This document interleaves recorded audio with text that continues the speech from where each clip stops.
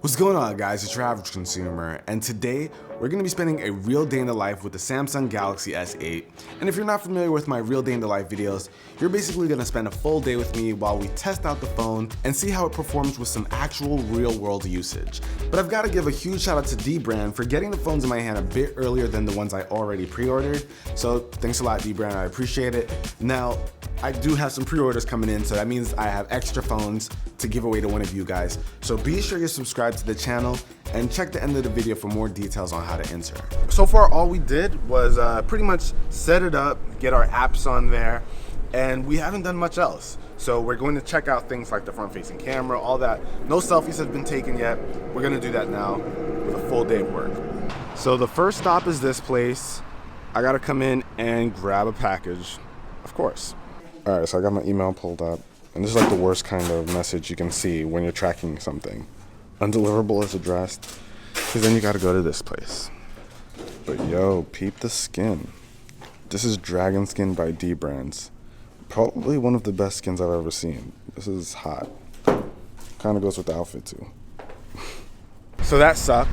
I pretty much waited for about, I don't know, maybe even a half hour, and they sent back my package already. That's all I can say, guys. All right, so that was a total bust, but right now we're using the phone as a GPS because we're going to the mall, right, baby? Yeah, and we still don't know how to get to the mall after all these years. It's ridiculous. I'm not even gonna lie, guys. I'm low-key scared of the phone being used as a GPS because the S7 didn't have great battery. The Notes, you know. So I don't know. This has a smaller battery of the two, so I'm a little scared. Yeah, we've been going for 14 minutes, but you've only lost 3%. Is that a lot? 3%? Yeah, it went from 92% to 89%. All right. It's manageable. All right, guys. So we're done with our ride. We're on our way inside the mall.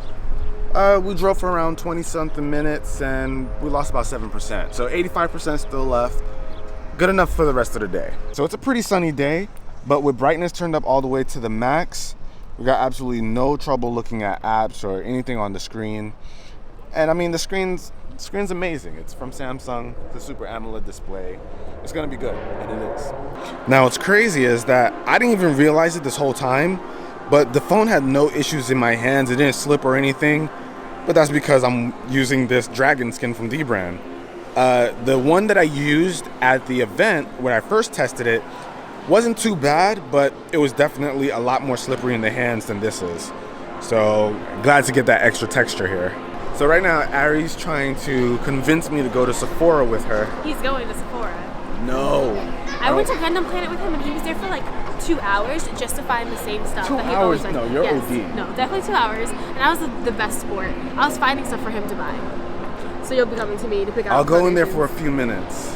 So guys, you're not allowed to vlog or take pictures, record in Sephora. So I pieced out of there. I'm not doing that. There's absolutely nothing there for me at that point. We're in enemy territory, folks. We're in enemy territory. Now, this kind of display, I'm not even gonna lie, it's taking some getting used to. I'm not used to having those edges on the side.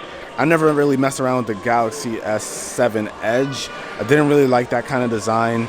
But this one's not that bad, but still, it does take some getting used to. But you got cool stuff like this that pop up on the side. You can access a couple of cool things. So it's got its benefits too. But guys, even though the top and bottom spill off a bit because of the edges, you can't deny how beautiful this display is. This thing just looks so amazing. It's definitely worth the sacrifice if you're not used to having those edges spill out. So Ari's walking away with her goodies right there. You proud of yours? 15% off? Lucky you. So right now we're in front of this little pet shop, and this could be a good opportunity to use the camera. I'm gonna see if I can get a good picture.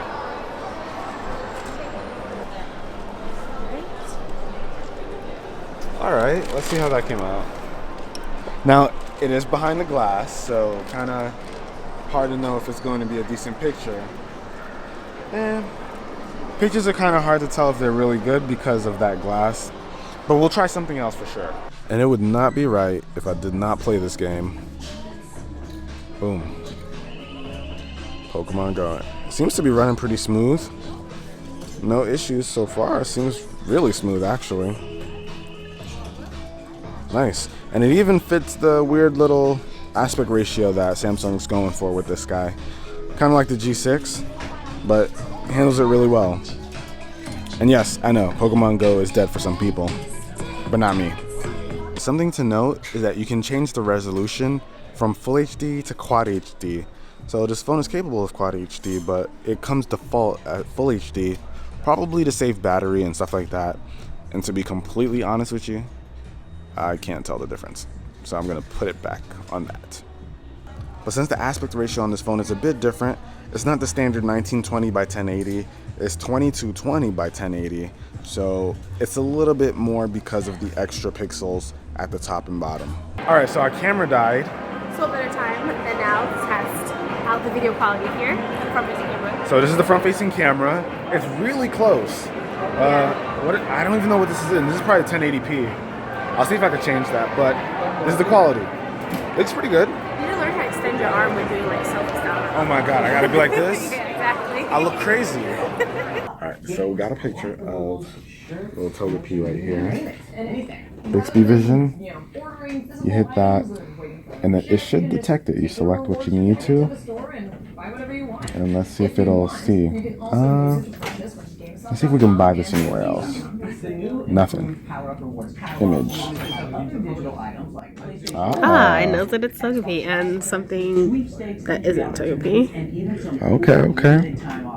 Yeah, a bunch of Togepis. That's actually really cool. This is just so random. The fact that it pulled it up is really nice. Alright, so we're out of the mall, but as you can see, the sun's going down a bit. I still haven't really gotten a chance to play around with the camera, so I figured I'd bring down one of my little Gundams from the office and, I don't know, take a couple pictures, see how it goes.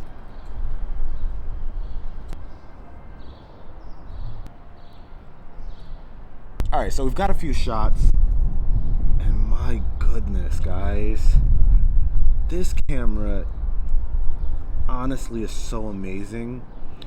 So this has a 1.7 aperture, so that means that you'll get that nice depth of field effect, natural depth of field effect, no special software here to do that. So basically what that means, guys, is that you're gonna get those blurry backgrounds and you're gonna have your subject in focus. So it gives you that nice professional look. It looks really, really good. Oh, I love this phone. All right, guys, you know what time it is. Time to jump on the booster board. Woo! Let's see what that optical image stabilization is like. Where's he going? All right, let's see. Oh, this looks pretty good. Don't hit the little children. Good. Got some bumpy streets over here.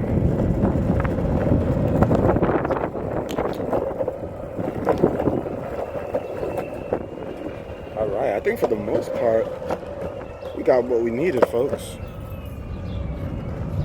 So I got Ari out here. She's like freezing. I am. I'm very cold right now. Do it for the shot, though. So Ari's gonna try out the front-facing camera. Yeah, let us know selfies are very important to me, so let's see. Let's see. I like it. It feels, I still think it looks a little soft. Like, yeah, it looks a little soft to me. But in comparison to like what I have on my iPhone, it's pretty much the same. I like it. Looks clear enough. All right, guys, so it's about 7:49 right now, and we're looking at 27% of battery life left. Let's see if we can find the screen on time. We're looking at about 3 hours and 19 minutes. So I did use a lot of GPS from Google Maps to Pokemon Go, but hey, that's where we are. Not the best battery life in the world. This does have 3,000 milliamp hours. I really wish it had a bit more, but hey, the LG G6 has about 3,300, which would have been nice, but it is what it is. Using this in the hand hasn't been a problem. I was able to throw it in my pocket with no problem as well, even though it freaks me out because it doesn't have a screen protector right now. But it's been pretty smooth. Had no problem. Obviously, a skin helps in terms of being able to hold on to it. Bixby, there's no real point to the Bixby right now, to be honest, but whatever. Honestly, I think the only real complaint I have with this phone right now, well, besides the mediocre battery life, I would say is the fact that apps don't take advantage of the full real estate by default. And when I say that, that means when I open an app that doesn't support the full real estate, you can see that there's like a black border right here underneath the notification bar. So you can actually jump into the settings and change that. So by jumping into display, you can then go to full screen apps. And there are some apps that are by default going to take the whole real estate of the phone. And then some others that you have to hit a switch for. So if you want all your apps to be like that, you're going to have to do this whenever you install it. So just something to note when you're going through and downloading your apps. All right, guys. So Ari's been using the S8, obviously. So what are your thoughts? Did you try typing with it and like writing messages and all that? Yeah, I did. One of my main concerns. Okay, this feels so scripted. Okay. Scripted? It's not scripted. It's not scripted. But one of my main concerns, remember I told you before about switching from an Apple phone to Samsung device, is like the typing and texting. I'm a huge texter, but it felt just fine. Like it felt just the same. It's weird. That phone felt like it was going to be too big for me. That's why I opted for the S8. Mm-hmm. But she's going from an iPhone 7 to an S8 Plus, which is a huge jump. So you still found it comfortable? I still found it comfortable, but I do feel the difference, obviously, in the phone. But it doesn't feel like I'm at a disadvantage at all because I have small hands and I'm using this. There you have it. And you don't like the selfie camera.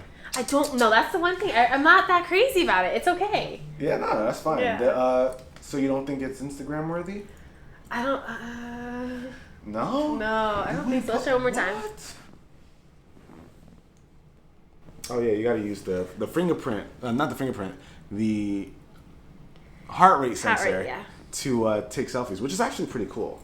Ready? You ready for this? Mm-hmm.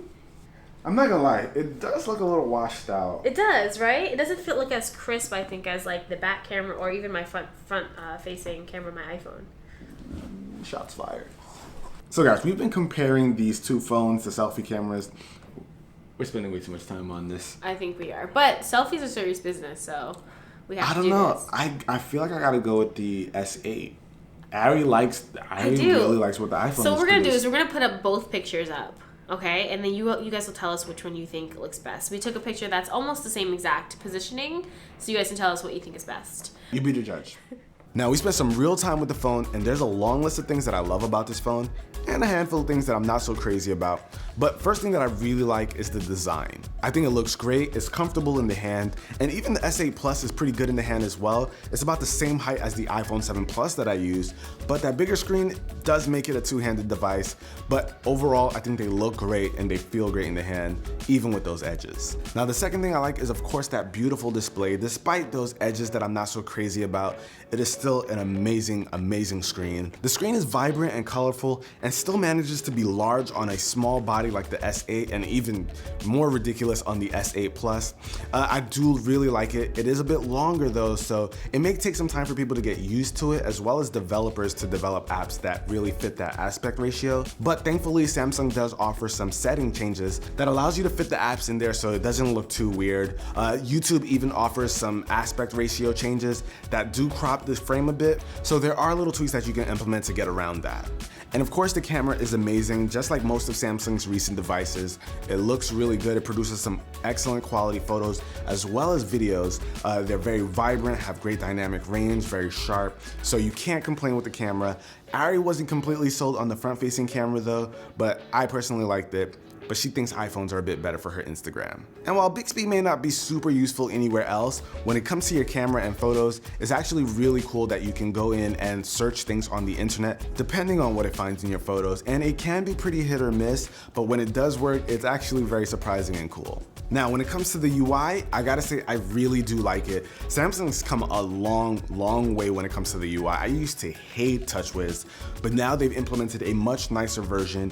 Even arranging the home screen has gotten a lot simpler, better than what I've seen on any other smartphone. If you really care about your home screen and arranging it and customizing it, Samsung makes it a lot easier to do this with the S8. So I'm a huge fan of these upgrades. The UI for me has been stellar.